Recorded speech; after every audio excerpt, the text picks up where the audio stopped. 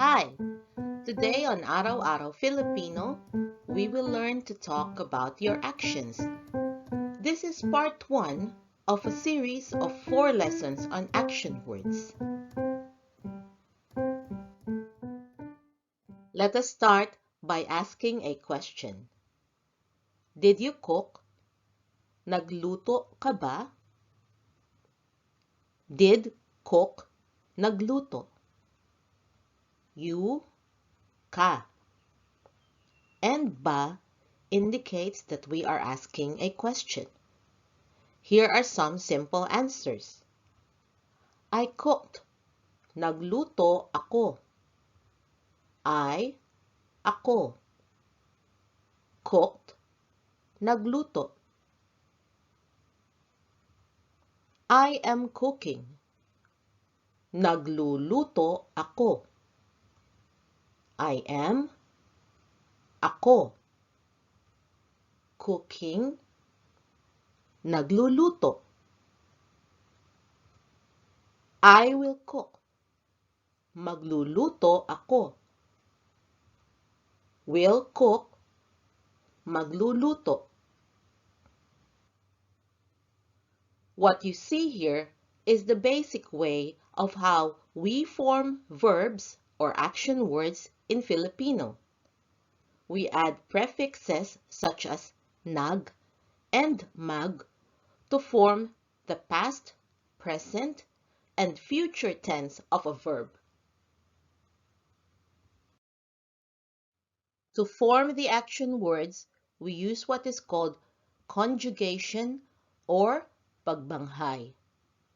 Let us use the word cook or luto as an example. This is the root word. To say cooked, we use nag plus the root word, so nagluto.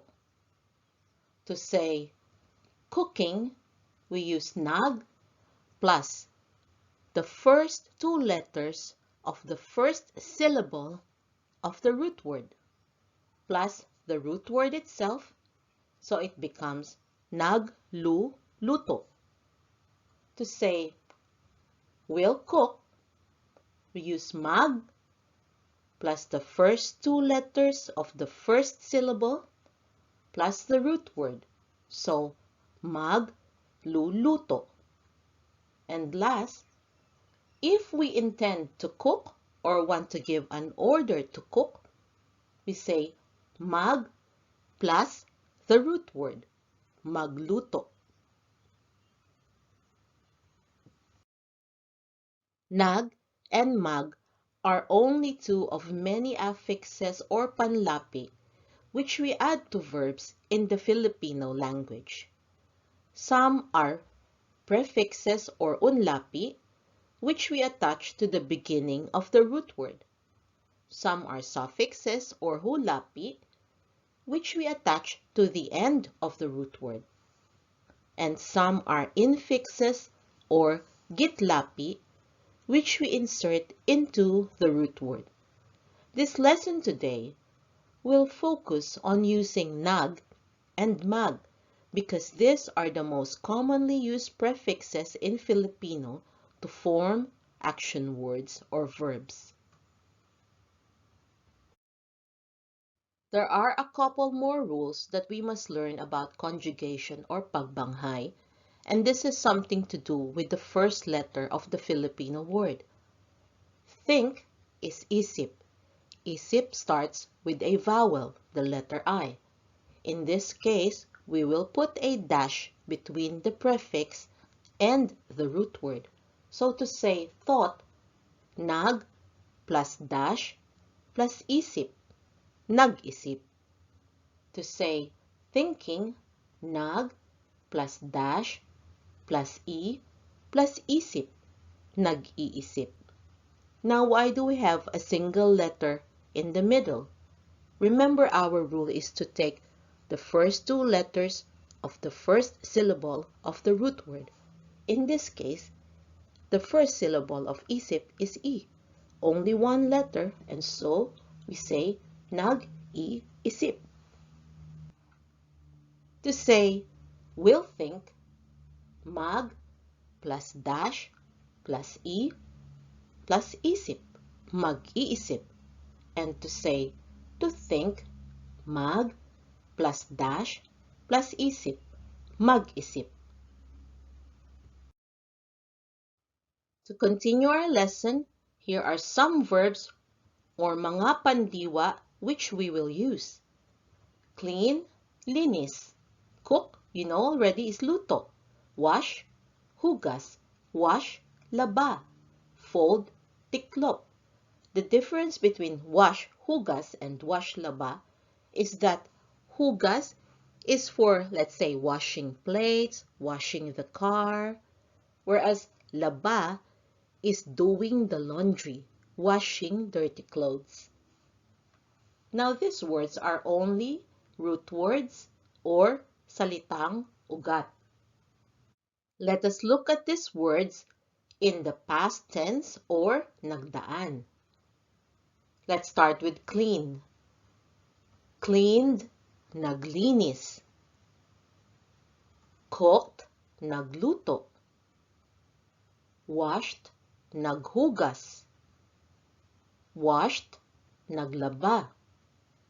Folded, nagtiklop. Now let us look at these words in the present tense or kasalukuyan. Cleaning, naglilinis. Cooking, nagluluto. Washing, naghuhugas. Washing, naglalaba. Folding, nagtitiklop. Now let us look at the version of these words in the future tense or hinaharap. Will clean, maglilinis. Will cook, magluluto. Will wash, maghuhugas. Will wash, maglalaba. Will fold, magtitiklop. Now let us use these verbs in sentences. Did you clean? Naglinis ka ba? Did clean, naglinis. You, ka. And the word ba, as we have learned in previous lessons, indicates that we are asking a question. So the girl answered, I cleaned. Naglinis po ako. Ako. I am cleaning. Naglilinis po ako. I will clean. Maglilinis po ako. Let us expand the sentences to give it more meaning. Did you clean? Naglinis ka ba? I cleaned a room earlier. Naglinis po ako ng kwarto kanina. Room, kwarto. Earlier, kanina. I am cleaning a room now. Naglilinis po ako ng kwarto ngayon. Now, ngayon. I will clean a room later. Maglilinis po ako ng kwarto mamaya. Later, mamaya. Let us look at the pattern from these sentences.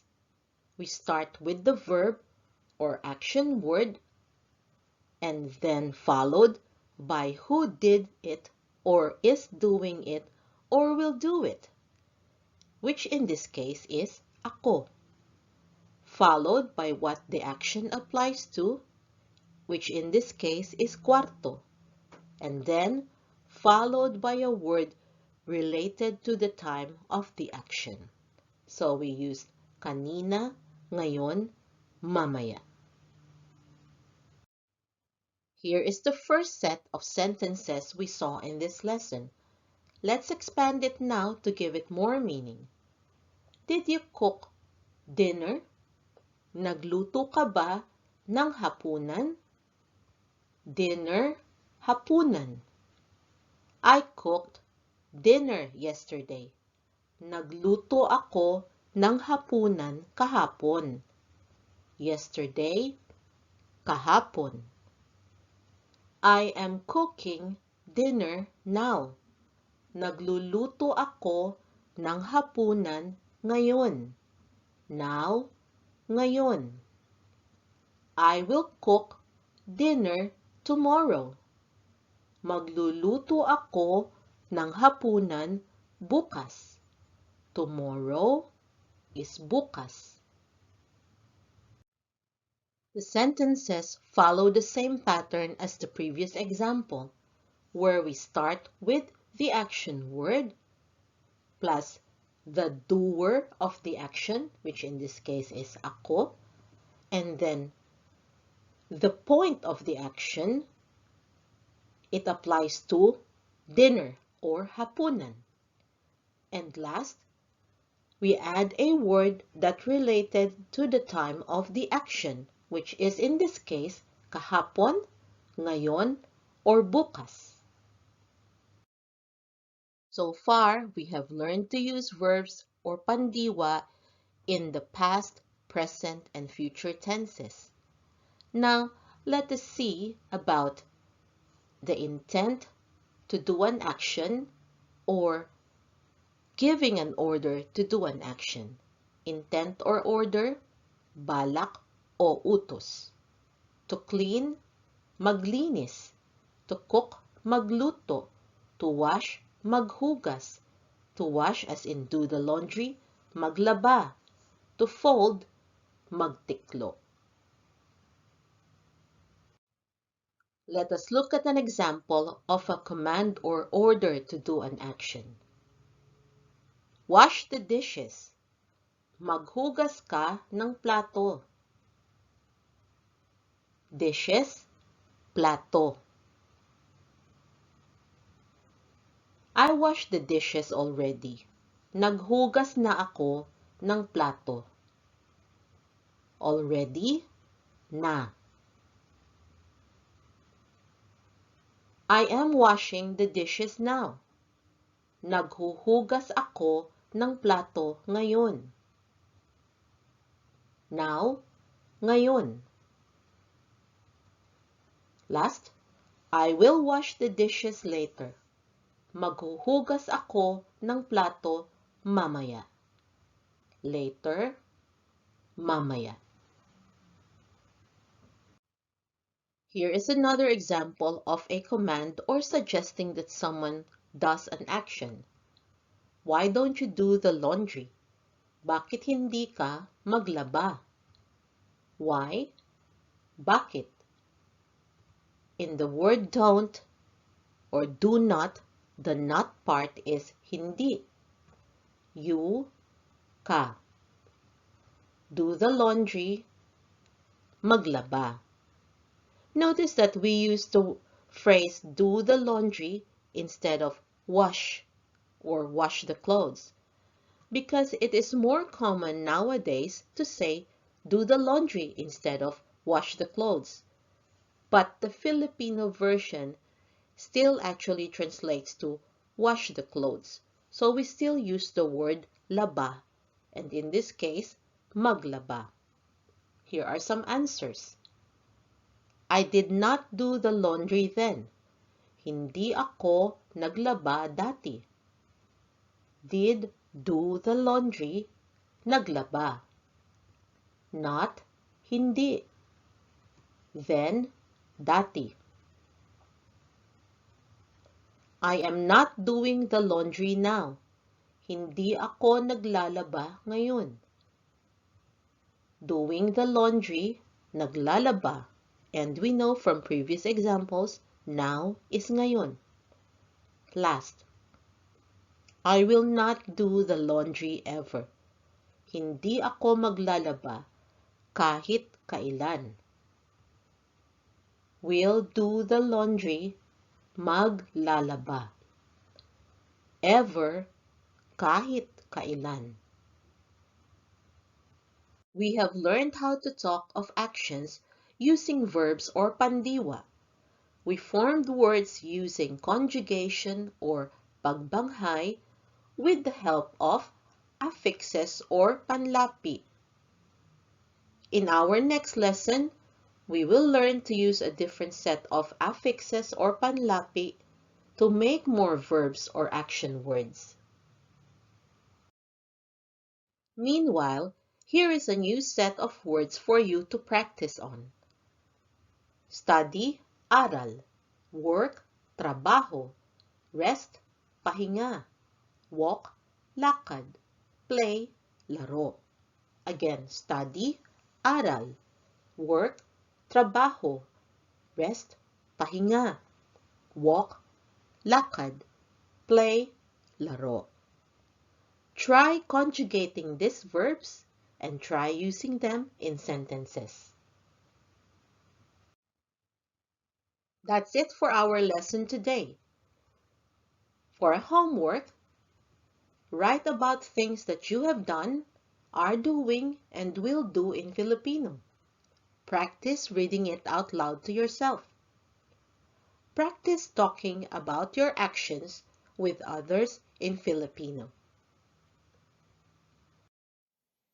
I hope you can join us again next time on Araw-Araw Filipino. Thank you. Salamat po. Now, a few words from my son, Max. Thought this video was cool? Watch the next one and like and subscribe the channel too if you haven't yet. Bye-bye! Bye!